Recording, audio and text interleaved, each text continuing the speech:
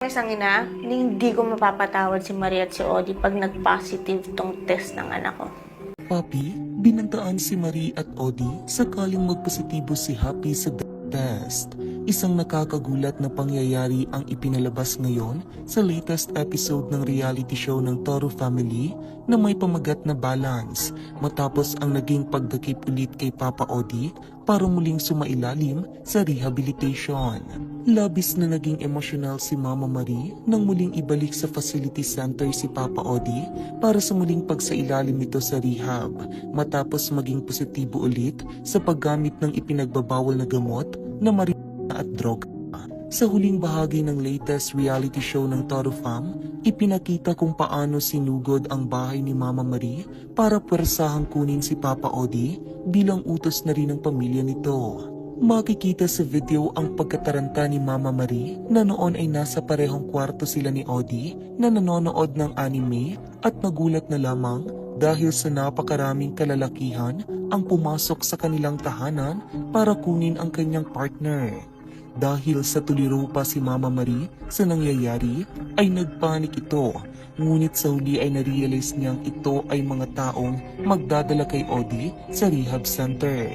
Bago pa man ang naging pagkuha kay Papa Odi ay may mga nakarating ng balita kay Mama Marie tungkol sa di umano'y muling paggamit nito ng ipinagbabawal na gamot at nangyari raw ito noong mismong araw ng selebrasyon ng kaarawan ni Tito Vince. Ayaw nga itong paniwalaan ni Mama Marie agad kahit pa man malaki ang posibilidad na totoo ito dahil aniyay ayaw niyang nanggaling lamang sa sabi-sabi ng ibang tao. Gayunpaman, ikinalungkot nga nitong totoo palang muling gumagamit na naman ng ipinagbabawal na gamot ang kanyang partner.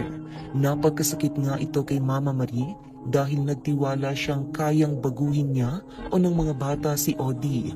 Ngunit totoong hindi daw talaga ito magiging sapat para sa taong nalulong sa ipinagbabawal na gamot. Kaya naman ngayon ay desidido na rin siyang iasa na sa rehab center ang kalagayan ni Papa Odi.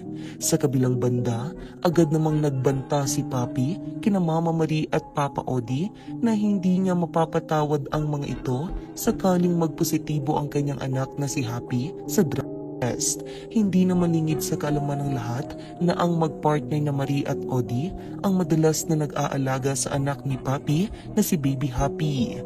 Nalaman nga ni Papi na ang ginagamit raw na bisyo ngayon ni Papa Odi ay yung walang amoy. Kaya naman nangangamba ngayon si Papi na baka kung may anong ginawa si Odi sa kanyang anak na si Happy.